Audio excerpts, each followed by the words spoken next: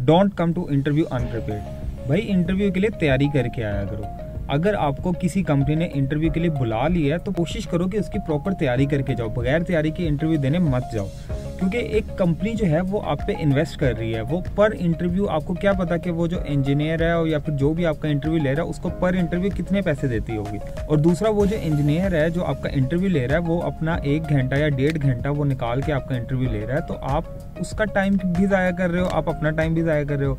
अब ये सब मैं क्यों कह रहा हूँ, मैं आपको बताता हूँ कि मैं ये सब क्यों कह रहा हूँ। मेरे साथ अभी रिसेंट एक एक्सपीरियंस हुआ है जिसकी वजह से मैं ये सब कह रहा हूँ। आप जब भी आपको कोई कंपनी अप्रोच करती है कि आपका इंटरव्यू है, तो आपको कम से कम भी वो 3-4 दिन का गैप देती है। आपसे जब एचए फ़ोन पे बात करता है तो वो आपसे पूछता है कि भाई आपने इंटरव्यू कब रखवाना है, तो आप उसको यार सीधी सीधे बता दो कि यार मेरी इतनी मुझे टाइम चाहिए, मुझे 1 दिन चाहिए या 2 दिन चाहिए या 1 वीक चाहिए, इतना आपको वो बफर दे देते हैं। आपको वो खुद डेट्स बताते हैं कि नेक्स्ट वीक में आपने रखना है तो बता दें, तो आप उनको प्रॉपर टाइम बताओ और उस टाइम के अंदर आप उसकी प्रॉपर तैयारी करो। ये मैं सब इसलिए कह रहा हूँ क्योंकि रिसेंटली मैंने एक कैंडिडेट का इंटरव्यू लिया, यहाँ पर वो इंटरव्यू देने आया।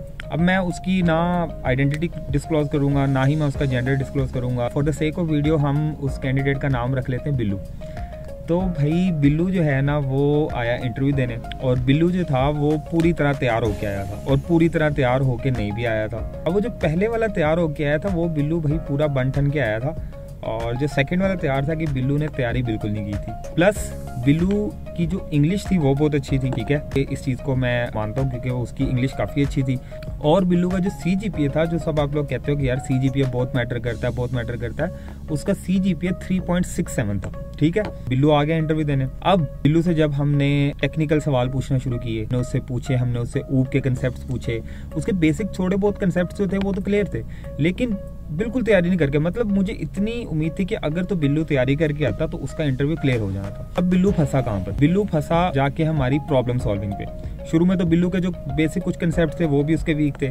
उसके बाद हमने कहा चलो यार अगर बिल्लू को प्रॉब्लम सॉल्विंग आती है ना तो हम इससे प्रॉब्लम सॉल्विंग करवाते हैं और हम इसको रिकमेंड कर देंगे अगले राउंड के लिए, या फिर हम फॉरवर्ड कर देंगे इसका फीडबैक। अब हमने उसको 2 सिंपल प्रॉब्लम दी प्रॉब्लम सॉल्विंग में। अब वो प्रॉब्लम इतनी सिंपल थी कि आप अगर थोड़ा सा भी सोचो ना आप उस कर सकते हो। अब मैं आपको बताता हूँ वो प्रॉब्लम्स थी क्या। अब मैं जब वो प्रॉब्लम डिस्कस करूंगा, आप लोग क्या करो, आप लोग वीडियो पॉज करके आप उस प्रॉब्लम को खुद सॉल्व करने की कोशिश करो, और उसके बाद उसका जो आंसर है वो मुझे कमेंट में लिख के दे दो।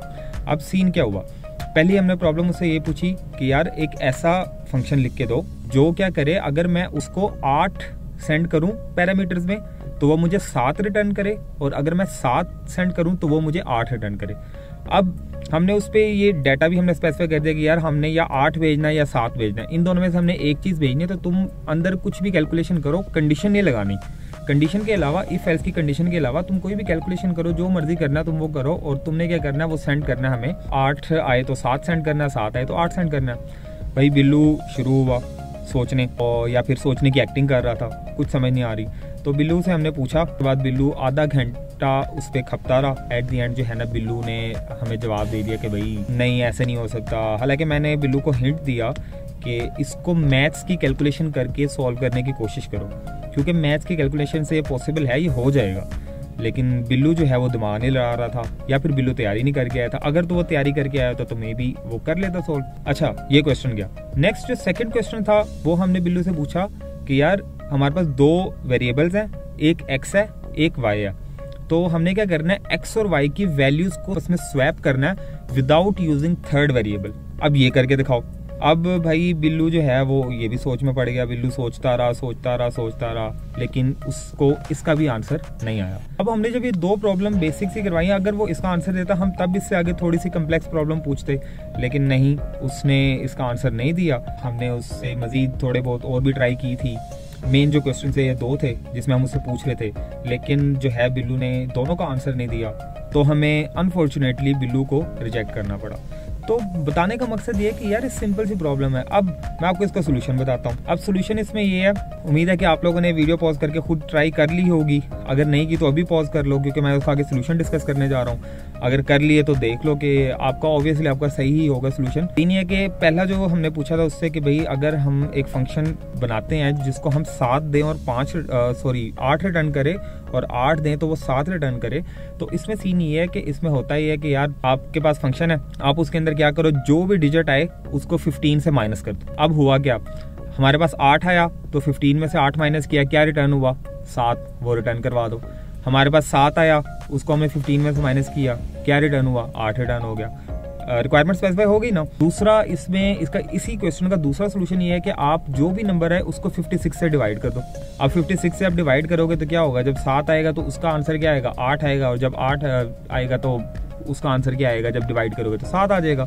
ये हमारे पास सिंपल इसकी प्रॉब्लम थी। अब तीसरा भी इसका सोल्यूशन था। इसका तीसरा सोल्यूशन ये था कि आप जो हो, आप क्या करो, आप हैश मैप बना लो। हैश मैप में क्या करो, आप कीज के 7 की की पे 8 की वैल्यू रखवा लो, 8 की की पे 7 की वैल्यू रखवा लो। जब भी आपके पास आए तो उस की से वैल्यू रिट्रीव करो और क्या करो, रिटर्न करवा दो। ये सिंपल सा सोल्यूशन इसका। अब जो सेकंड क्वेश्चन था जिसमें मैंने उससे पूछा था कि यार अगर x और y जो है उन दोनों की आपने वैल्यू स्वैप करनी है विदाउट यूजिंग थर्ड वेरिएबल, तो इसको कैसे करना? अब ये जो क्वेश्चन था ये मेरे से भी एक बार इंटरव्यू में पूछा गया था। मैं भी तैयारी नहीं करके गया था तो मुझे भी नहीं आंसर पता था इसका। तो सीन ये है कि इसमें आपने बेसिकली करना क्या होता है, इसमें भी आपने एडिशन सब्ट्रैक्शन करके आपने क्या करना है, आपने इसका भी आंसर निकाल लेना। अब वो मैंने आपको एडिशन सब्ट्रैक्शन इसमें भी बता दी है, हिंट मैंने दे दी है। इसका आंसर आप लोग खुद निकालना और नीचे मुझे कमेंट में बताना कि आप लोगों ने इसको सॉल्व किया कि नहीं किया। प्लस चैनल को सब्सक्राइब कर दो और बहुत जल्द जो है एनालिटिकल प्रॉब्लम से रिलेटेड जो प्रॉब्लम सॉल्विंग है बेसिकली इससे रिलेटेड मैं कुछ सीरीज ऑफ वीडियोस बनाने लगा हूँ। मैक्सिमम आई गेस 2-3 हो जाएंगे जिसमें आपको डिटेल से मैं कुछ प्रॉब्लम्स जो मेन पूछी जाती हैं वो डिस्कस करूंगा। उससे रिलेटेड मैं आपको नोट्स वगैरह जो भी हैं वो मैं शेयर कर दूंगा आपसे। तो मेक श्योर वो वीडियो मिस ना करना क्योंकि प्रॉब्लम सॉल्विंग जो है वो इंटरव्यू का मोस्ट इंपॉर्टेंट पार्ट होता है। तब तक के लिए अल्लाह हाफिज़। और प्लस व्हाट्सएप चैनल जो है वो ज्वाइन कर लो क्योंकि I am planning something big for you guys. वहाँ पर ज़्यादा रिलेटेड पीपल होना का ज़रूरी है, तो अच्छी बात है, उसको ज्वाइन कर लो। And I will see you in the next video. तब तक के लिए अल्लाह हाफिज़।